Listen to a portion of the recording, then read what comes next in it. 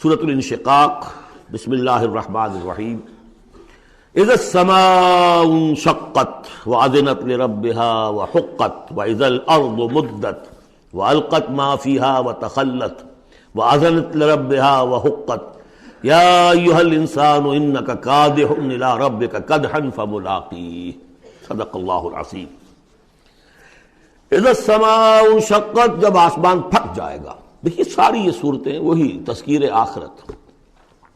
وَأَذِنَتْ لِرَبِّهَا، اذنت کان لگائے ہوئے ہے اپنے رب کے لیے، سنتی ہے یہ زمین جو ہے، یہ آسمان گویا کہ کان لگائے ہوئے۔ اذنت لِرَبِّهَا وَحُقَّتْ، اسْتَمَعَ لَهُ وَإِنْقَادَ، سنا اللہ کی بات کو، اپنے رب کی بات کو، اور اطاعت کی۔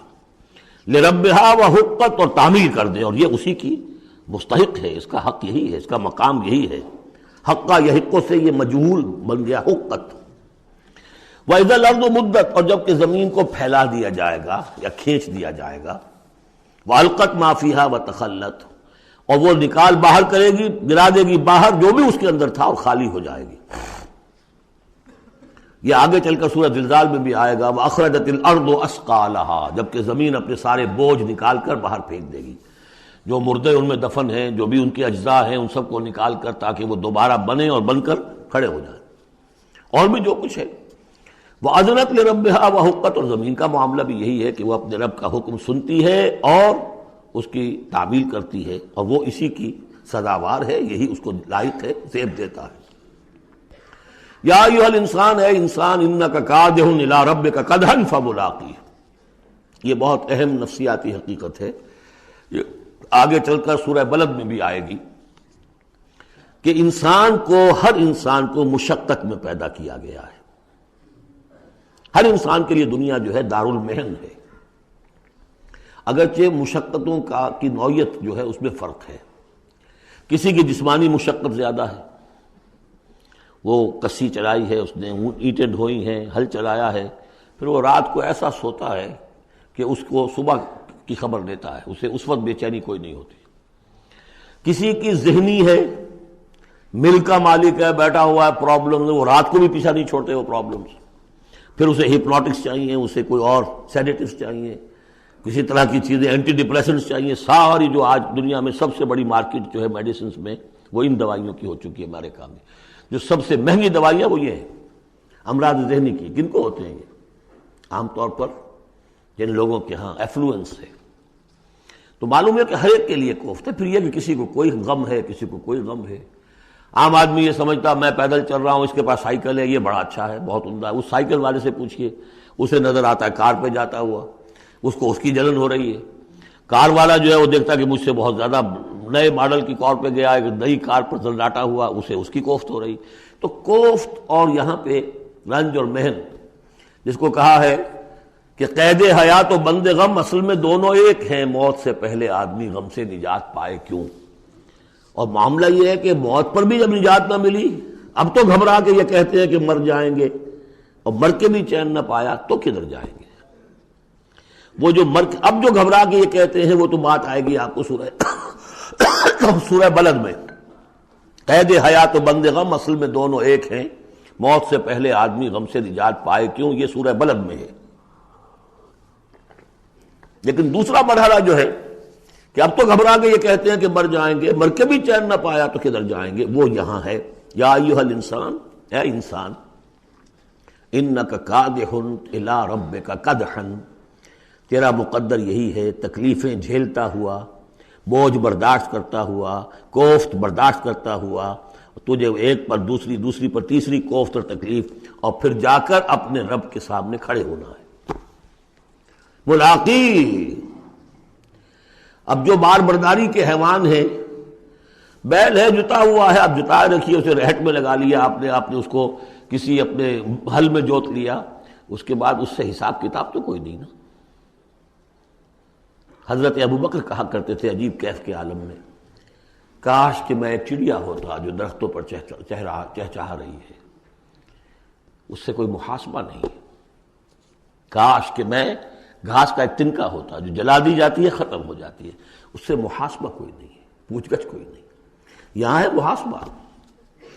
یا ایھا الانسان انک کادح، مشقتیں بھی جھیلو، صدمے بھی جھیلو، بوجھ بھی اٹھاؤ، اینٹیں بھی ڈھو، اور جو بھی کرنا قلم کی گھس گھس کرو، بیٹھو، جاؤ 3 جگہ 4 جگہ مطلب کرو اور مریضوں کی خدمتیں کرو، اور پھر یہ کہ سب کچھ کر کے پھر ایک دن کھڑے بھی ہو جانا ہے، اب جاؤ ذرا حساب کتاب۔ لن تزول قدم ابن آدم حتی یسأل عن 5، ابن آدم کے قدم ہل نہیں سکیں گے جب تک کہ 5 چیزوں کا حساب نہ لے لیا جائے۔ عن عمرہ فیما افناہ، حساب دو عمر کا، 80 برس کی عمر دی تمہیں، کہاں فنا کی؟ خاص طور پر وعن شبابہ فیما ابلاہ، شباب، جوانی، قوتوں کا، امنگوں کا دور، وہ کہاں گلائی تھی جوانی۔ وعن مالہ من این اکتسبہ وفیما انفقہ، مال کا حساب دو، کہاں سے کمایا تھا، حلال سے کہ حرام سے، اور کہاں خرچ کیا تھا، عیاشیوں میں، عللوں تللوں میں، یا ادائے حقوق میں۔ وَأَمَّا عَلِمَ فِيمَا عَلِمَ، اما عمل فیما علم، اور 5واں سوال سب سے مشکل ہے، جو علم حاصل ہوا تھا اس میں عمل کتنا کیا۔ اس اعتبار سے ایک بات بتا دوں، برا نہ مانے، جن لوگوں نے پابندی سے یہاں یہ آج کون سا دن ہو گیا ہے، 25واں، ان کی سب سے بڑی مشکل ہو گئی ہے، اب سب سے بڑی مشکل اب ان کی ہے۔ اما عمل فیما علم، جو علم حاصل ہوا ہے اس میں عمل کا حساب کتاب ہوگا۔ وہ غریب جنہیں موقع ہی نہیں ملا، کبھی کوئی ایسی صورت ہی نہیں بنی کہ ان کے سامنے قرآن کی دعوت آ گئی ہو، ان کے پاس شاید کوئی نہ کوئی عذر ہو، ان کے عذر کا حصہ جائے گا ان پر جن کے ذمہ تھا کہ قرآن کی پہنچایا نہیں پہنچایا۔ لیکن یہ ہے کہ جن تک یہ بات پہنچ گئی انہیں سمجھ لینا چاہیے کہ بہت سخت ہے معاملہ۔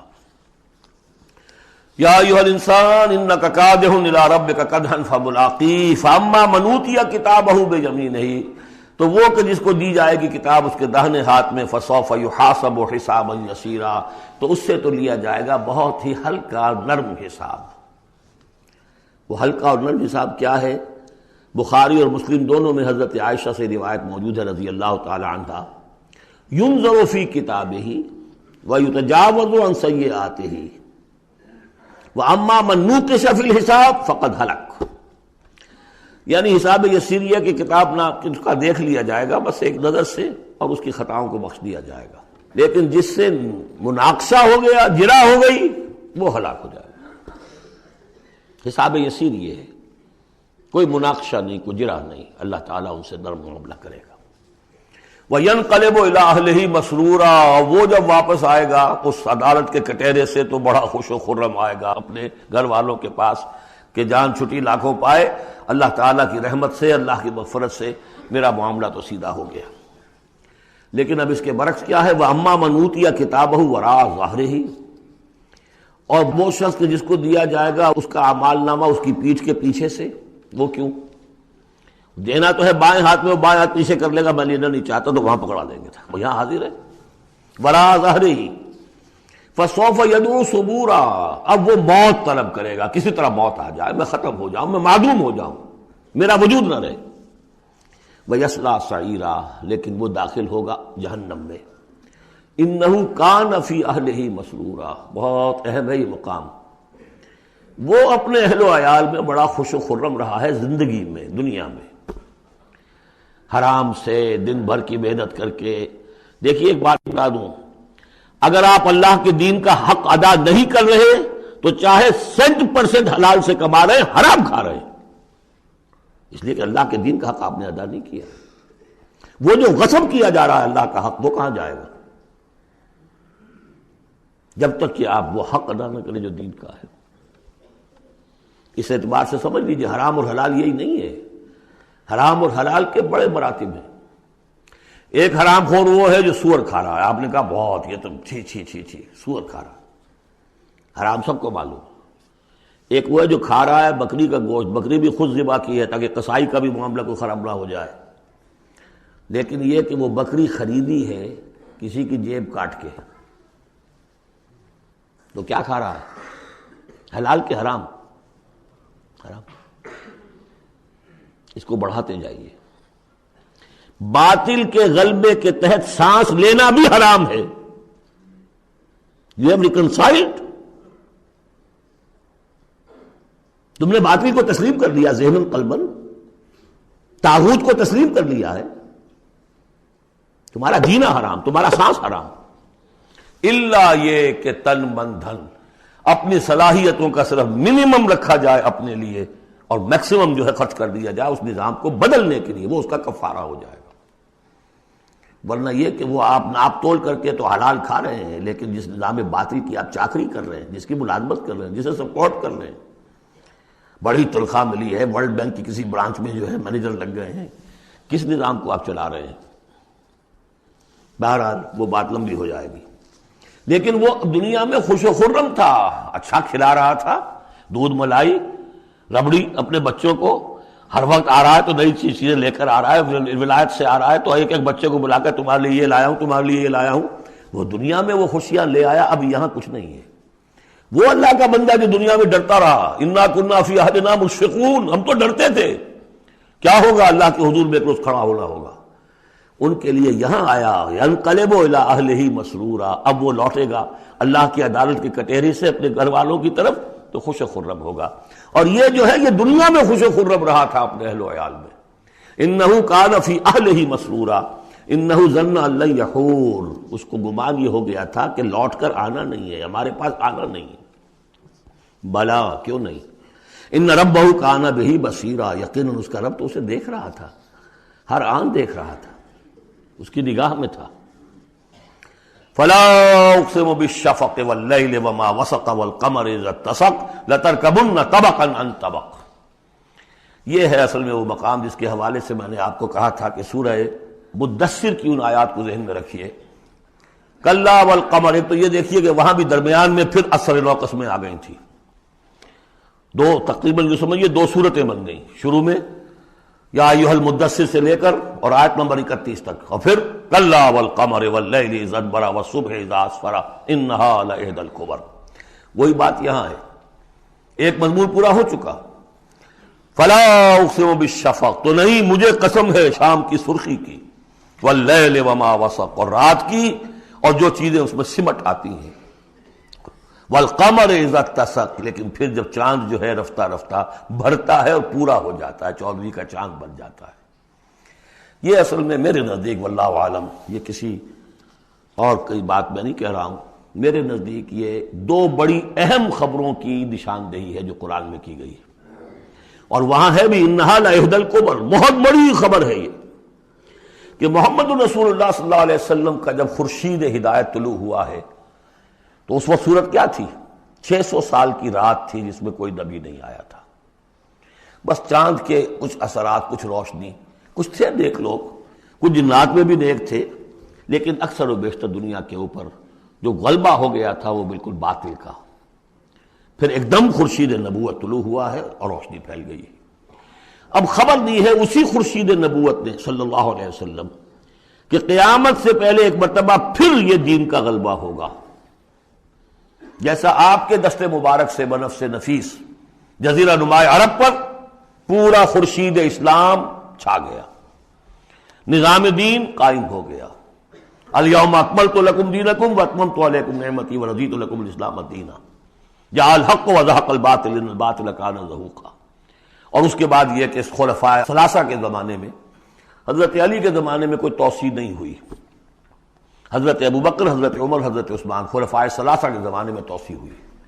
حضرت علی کے زمانے میں ان پر کوئی الزام نہیں، ان کا کوئی قصور نہیں، لیکن یہودی سازش عبداللہ ابن سبا کی، اس کی وجہ سے مسلمان آپس ہی میں لڑ پڑے، 1,00,000 جانیں ختم ہو گئی آپس میں لڑ کر، جنگ جمل، جنگ صفین، جنگ نہروان، 1,00,000 کے قریب۔ تو مومنٹم گاڑی کا ٹوٹ گیا، موشن ٹوٹ گئی۔ اس کے بعد پھر بہرحال حضرت امیر معاویہ کے زمانے میں پھر کچھ آگے قافلہ چلا ہے، لیکن اس شان کے ساتھ پھر نہیں بڑھ سکی بات، جس شان سے کہ دور فاروقی میں، دور عثمانی میں، دور صدیقی میں بات بڑھ رہی تھی۔ بہرحال وہ تو پروسیس رک کر اور پیچھے ریورس بھی ہو گیا، لیکن حضور کی دی ہوئی خبر ہے کہ دوبارہ دنیا میں دین کا غلبہ ہوگا اور گلوبل ہوگا، پوری دنیا میں ہوگا۔